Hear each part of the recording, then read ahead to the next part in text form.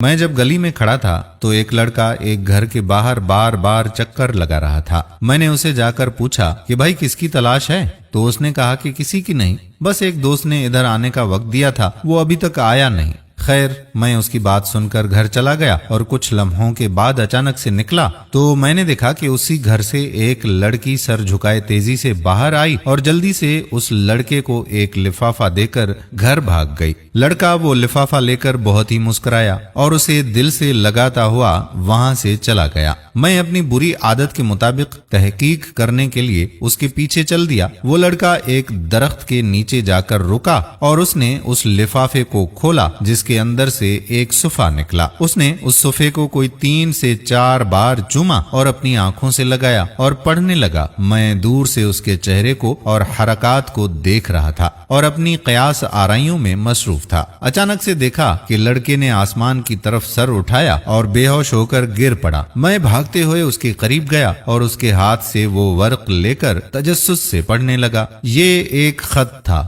جو اس لڑکی نے اپنے اس عاشق کو لکھا تھا۔ السلام علیکم، اے نوجوان جس نے ابھی اپنی ماں کی گود سے باہر قدم رکھا ہے اور اس کی تربیت کرنے پر تھوک ڈالا ہے، میں مانتی ہوں کہ تیری سوچ کے مطابق جس محبت کا تو دعوے دار ہے وہ سچی اور پکی ہے اور تو اس کو پایہ تکمیل تک پہنچانے کے لیے وفا بھی کرے گا، کیونکہ اس محبت کا آغاز نظر کے ملنے سے ہوا تھا اور انجام جسم کے ملنے پر ہوگا، کیونکہ میری ماں نے اپنے بیٹے عبد الرسول کو ایک دن کہا تھا کہ بیٹا یہ نظر ابلیس کے تیروں میں سے ایک ہے اور جب یہ تیر چلتا ہے نا تو اس کی طاقت کبھی کبھی پورے خاندان برباد کر دیتی ہے، اور پھر جب اس کا بدلہ مڑتا ہے تو لفظ عزت بھی سر جھکا کر انسانوں کی بستی سے نکل جاتا ہے۔ لہٰذا اس آنکھ کو صرف اپنے سونے نبی صلی اللہ علیہ وآلہ وسلم کے چہرے کو دیکھنے کے لیے منتظر رکھنا، ورنہ قیامت کے دن اپنے ماں کو حضور صلی اللہ علیہ وآلہ وسلم کی بارگاہ میں شرمندہ نہ کرنا، کہیں اس بات پر شرم کے مارے ڈوب مروں کہ میں نے تیری تربیت میں کمی چھوڑ دی تھی۔ تو سن اے خود کو خوبصورت شہزادہ اور مجھے دنیا کی حور سمجھنے والے، میں ایک سید زادی ہوں اور میرا تعلق اماں فاطمہ کے قبیلے سے ہے جو قیامت کو تمام جنتی عورتوں کی سردار ہوں گی۔ میں نے اپنے لیے دعا مانگی ہے کہ اے اللہ مجھے جنت میں ان کی خادمہ بنانا، تو خود فیصلہ کر کہ اگر میں تیری محبت میں مبتلا ہو جاؤں تو خادمیت تو کیا مجھے جنت کے قریب بھی نہیں آنے دیا جائے گا۔ رہا سوال تو نے جو مجھے کل شام باغ کے اس پیڑ کے نیچے ملنے کو بلایا ہے، میں وہاں بھی آ جاتی، لیکن میں تم سے ایک وعدہ لوں کہ تو اپنی بہن گڈی کو بھی ساتھ لے کر آنا اور میں اپنے بھائی کو، کیونکہ تیری نظر میں دنیا کی سب سے شریف عورت تیری گڈی بہن ہے اور میرے بھائی کی نظر میں دنیا کی سب سے شریف عورت میں ہوں۔ سو اس طرح دونوں مردوں کی غلط فہمی دور ہو جائے گی،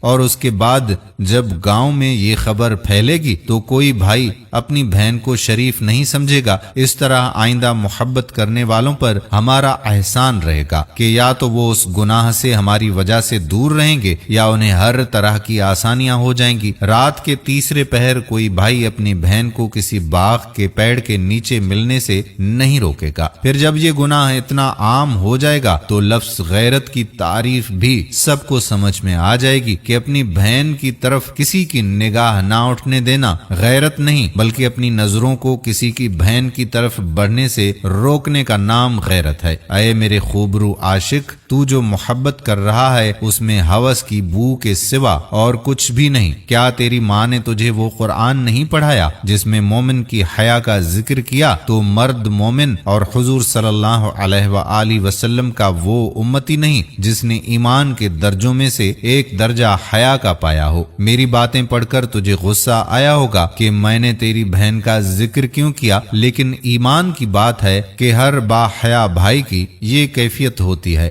مگر ایسا ہونا کہ اپنی بہن کے علاوہ کسی بھی عورت کو شریف نہ سمجھنا یہ گندی سوچ اور تربیت کا نتیجہ ہے۔ کیا تو نے حضرت علی کرم اللہ وجہہ کا یہ فرمان نہیں پڑھا؟ اپنی سوچ کو پانی کے قطروں کی طرح صاف رکھو، کیونکہ جس طرح پانی کے قطروں سے دریا بنتا ہے इसी तरह सोच से ईमान बनता है। क्या तेरे पास जो ईमान है वो दिखलावे का है? मैं तुझे तबलीग नहीं कर रही, बस इतना बता रही हूँ कि तेरी बहन गुड्डी जो कि मेरी दोस्त है, उसको भी एक तुझ जैसे बेईमान और राह भटके नौजवान ने खत लिखा और उसी पेड़ के नीचे बुलाया, लेकिन ऐन उसी वक्त जबकि मैं तुझे खत दे रही हूँ तेरी बहन ने भी उसे खत दिया और उसे उसकी मोहब्बत का जवाब दिया कि वो उससे मोहब्बत करेगी इन्हीं बातों और शराइत के साथ जो मैं तुझे लिख रही हूँ। अगर तुझे ये सब मेरी बातें मंजूर हैं तो जा और जाके गुड्डी को भी ऐसा करने की इजाजत दे दे जो तू मुझसे चाहता है, क्योंकि उस लड़के को भी मैंने यही अल्फाज गुड्डी से लिखवा के दिए हैं और अगर मैं ऐसा ना करती तो वो लड़का भी राह रास्त पर ना आता और तेरी बहन भी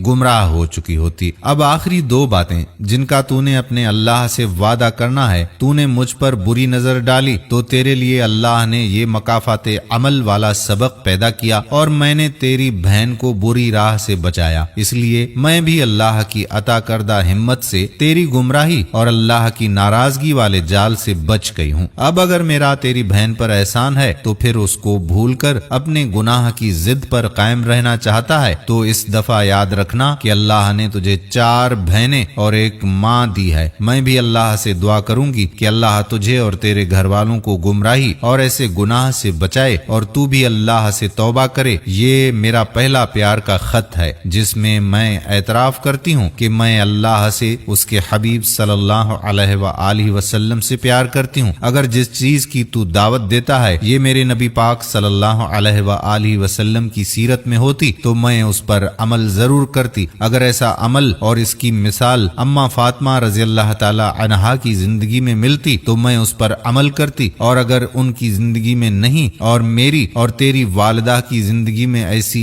एक नहीं 1000 मिसालें भी होती तो भी तू मुझे हरगिज इस दावत का कबूल करने वाला ना पाता। अल्लाह तेरी बहनों और मेरी इज्जत की हिफाजत फरमाए। वस्सलाम। अल्लाह के बंदे, तेरी माँ, बहन, बीवी और बेटी की इज्जत तेरे हाथ में है। अगर इब्लीस फिर भी तुझे वरगलाने में कामयाब हो गया तो जान ले तूने लोगों को अपने घर जिना की दावत दे दी और दुनिया के बाजार में अच्छा बुरा सब मिलता है। तेरी मर्जी है कि बुराई के बदले बुराई ले या नेकी के बदले नेकी ले, क्योंकि जैसा सिक्का वैसा ही सौदा। दोस्तों, हम उम्मीद करते हैं कि हमारी आज की वीडियो भी आपको पसंद जरूर आई होगी। आने वाली वीडियो तक का आपका अपना मेजबान कादिर बख्श कल्होड़ो आपसे इजाजत चाहता है। अपनी दुआओं में याद रखिएगा। अल्लाह हाफिज।